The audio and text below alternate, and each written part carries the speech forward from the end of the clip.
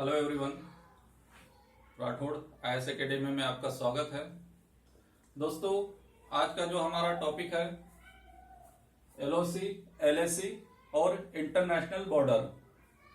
दोस्तों, आज बहुत महत्वपूर्ण टॉपिक पे हम आज चर्चा करने जा रहे हैं।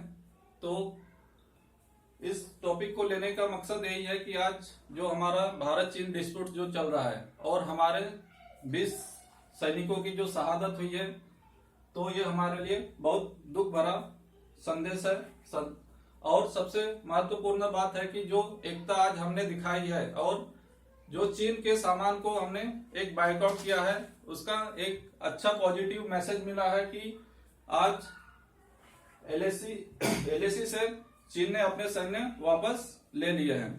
तो आइए दोस्तों, हम ये समझेंगे एलओसी, एलएसी और इंटरनेशनल बॉर्डर क्या है। तो स्टेप बाय स्टेप हम इसको जानेंगे। फ्रेंड्स, सबसे पहले हम जानेंगे कि इंटरनेशनल बॉर्डर क्या है। जनरली हम जैसे समझते हैं कि इंटरनेशनल बॉर्डर ये होता है कि एक देश की सीमा दूसरे देश की सीमा से लगी हुई होती है। जैसे हमारे देश की सीमा 9 राज्यों से लगी हुई है। 9 राज्य हमारे देश के सीमा से लगते हैं। तो जैसे कि हम इसे आसान भाषा में अगर समझना चाहें तो हम मान के चले कि हम अपने देश में ही अपने एक राज्य से दूसरे राज्य में जब जाते हैं, तो जैसे हम एक राज्य पार करके दूसरे राज्य में जाते हैं तो उस बॉर्डर लगा होता है, एक सीमा होती है। मान के चलो कि अगर हम दूसरे राज्य में चले जाते हैं तो हमारा अगर मोबाइल में हमें मैसेज आ जाता है कि आप दूसरे राज्य में प्रवेश कर चुके हैं। उसी तरह यह इंटरनेशनल बॉर्डर होता है और हर देश के सॉवरेंटी के लिए एक बहुत जरूरी होता है। एक इंटरनेशनल यानी यूनो में भी इसका अगर किसी देश ने किसी देश के बॉर्डर पे अगर कब्जा करने का कोशिश की तो इसे एक इंटरनेशनल इशू बन जाता है। तो हर देश की सॉवरेंटी बहुत जरूरी है, इसलिए यह मुद्दा भी बहुत इंपॉर्टेंट हो जाता है। तो हम समझें कि अभी बॉर्डर क्या होता है, ये अच्छे से समझ में आ गया होगा। जैसे कि आज हम देखते हैं कि हमारे कौन कौन से बॉर्डर हमारे देश से कौन कौन से देश लगे पड़े हैं।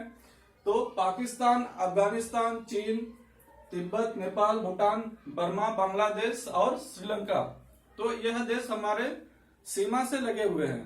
तो दोस्तों, ये समझते हैं कि सीमा से लगे हुए यानी शांतिपूर्ण सहअस्तित्व की भावना रहती है। लेकिन इसके व्यतिरिक्त अगर जब हमारे सीमा पे या हमारे सीमा के लगभग कोई डिस्प्यूट हो जाता है, तब वो एलएसी और एलओसी कारण बनती है।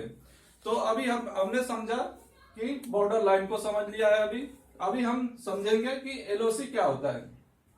दोस्तों, चलो अब हम एलओसी को समझते हैं। एलओसी का फुल फॉर्म है लाइन ऑफ कंट्रोल। तो दोस्तों, यह लाइन ऑफ कंट्रोल भारत और पाकिस्तान के मध्य है। अब देखिए कि एलओसी जैसे कि जम्मू कश्मीर का जो पार्ट है और अभी का जो पाक ऑक्युपाइड एरिया यानी पीओके जिसे हम बोलते हैं, उस एरिया से जो लाइन खींची गई है उसे हम एलओसी बोलते हैं। तो यह अखनूर से एनजी 9842 तक खींची हुई है। तो इसकी पार्श्वभूमि क्या है, ये एलओसी कैसे बनी और इसके पीछे क्या इतिहास रहा है, तो इसको हम अच्छे से समझते हैं।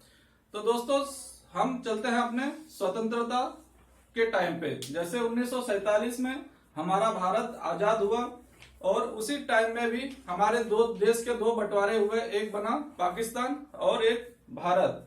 ये बहुत दुखद पूर्ण था, लेकिन अपरिहार्य घटना थी वो।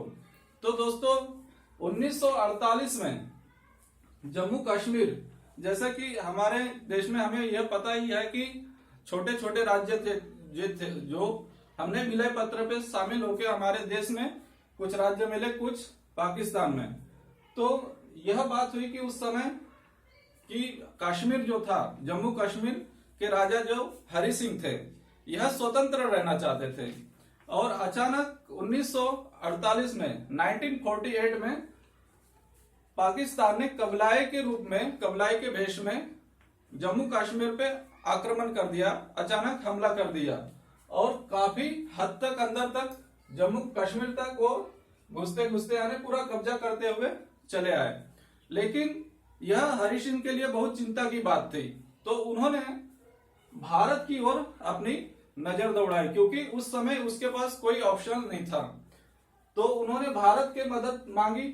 उस समय भारत के प्रधानमंत्री पंडित जवाहरलाल नेहरू और सरदार वल्लभ भाई पटेल, इन्होंने अपना प्रेजेंस ऑफ माइंड का इस्तेमाल करते हुए उन्होंने एक शामिलनामा, यानी शामिलनामा जो होता है विलय पत्र, उस पर साइन करवा लिया और भारत का एक जम्मू कश्मीर अभिन्न अंग बन गया।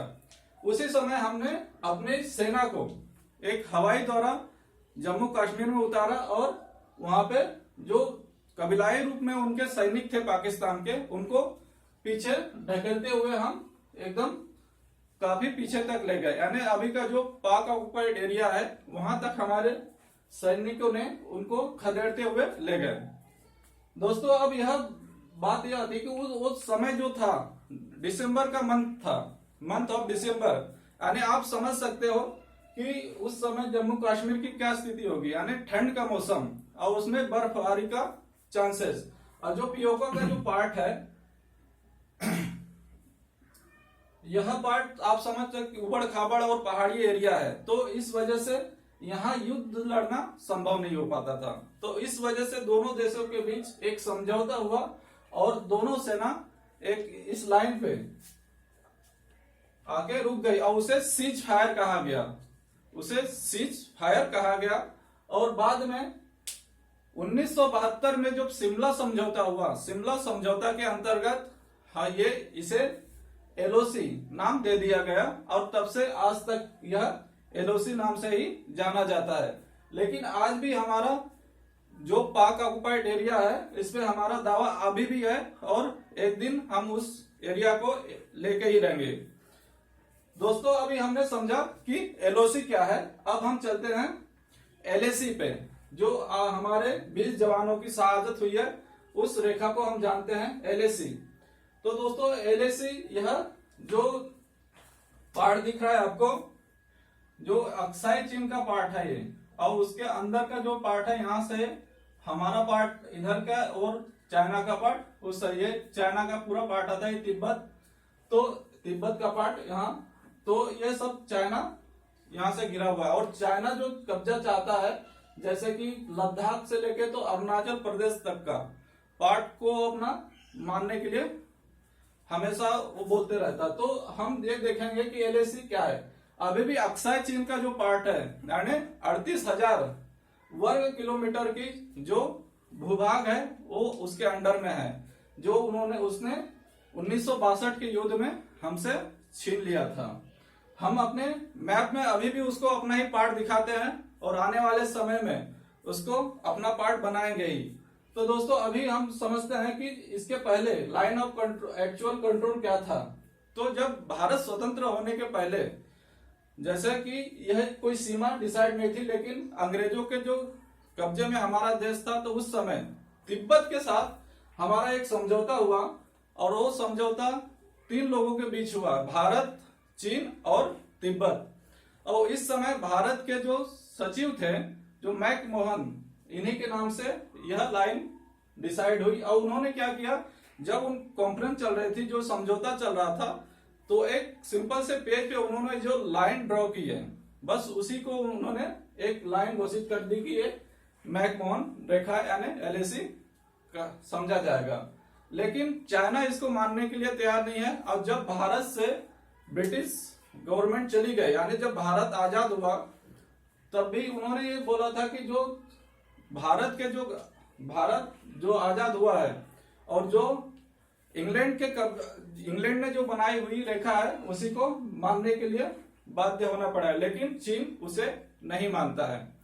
तो अब मैटर क्या बना कि अब भारत के उस समय के प्रधानमंत्री पंडित जवाहरलाल नेहरू, इन्होंने चीन के साथ अपने संबंध अच्छे बनाना वाजिब समझा। और उसके भी पहले जैसे कुछ घटना हुई, जैसे कि हम देखते हैं कि जो शिमला समझौता हुआ था, शिमला समझौते में 1914, उसमें एक मैकमोहन लाइन डिसाइड की गई थी। और दूसरी बात यह है कि 1947 में जब हम आजाद हुए, उसी टाइम में चीन में भी माओ की सरकार आई, यानी वहां एक क्रांति हुई माओ के नेतृत्व के अंतर्गत। और उन्होंने क्या की कि उन्होंने साम्राज्यवादी नीति अपनाई, और उस नीति के तहत उन्होंने सबसे पहले कब्जा कहाँ किया, तिब्बत पे। और तिब्बत पे जब कब्जा किया तो वहां के दलाई लामा भाग के हमारे इंडिया में आ गए। और जब इंडिया में आए तो हमारे देश के पीएम ने, उस समय के पंडित नेहरू ने कोई एक्शन की भूमिका दिखाई नहीं, और वही हमारे लिए सबसे खतरनाक साबित हुआ। दोस्तों, एक चीन ने एक छुपा युद्ध, यानी हमारे पीठ में जो छुरा भोंका है 1962 में, तो यह छुपा, यानी हमें बिना बताए उसने एक तरफा ही युद्ध घोषित कर दिया और आक्रमण कर दिया, और काफी भूभाग हमारा जो 38,000 वर्ग किलोमीटर की जो भूमि है उसने कब्जा ली। तो उस समय ये सारी स्थितियां बनी, और 1990 के दशक तक ये सारी स्थितियां चलती रही। और एलएसी, यानी एलएसी यह एक लाइन ऑफ एक्चुअल कंट्रोल ये माना गया, और इसी को लेके आज तक ये पूरा वर्ल्ड में, यानी पूरे दुनिया में इसी को जाना जा रहा है। लेकिन रियलिटी में हमारा अभी भी भूमि उसके अंडर में 38,000 वर्ग किलोमीटर की भूमि हमारी अभी भी है। तो दोस्तों, अभी हमने समझा कि एलएसी क्या है, आपको अच्छे से समझ में आ गया होगा। तो हम देखते हैं कि हमने समझा बॉर्डर लाइन क्या है, उसके बाद हमने समझा एलओसी क्या है और एलएसी क्या है। तो दोस्तों, आई होप कि आपने इस टॉपिक को अच्छे से समझा होगा। तो दोस्तों, आप कल एक नए टॉपिक के साथ आपके सामने हम हाजिर होंगे। और दोस्तों, आप इस चैनल पे नए हैं तो आप इसको प्लीज सब्सक्राइब कीजिए, बेल आइकन बटन को भी दबा दीजिए, ताकि जो नोटिफिकेशन है आप तक जल्दी से पहुंच सके। तो आज के लिए इतना ही, तब तक के लिए धन्यवाद। जय हिंद।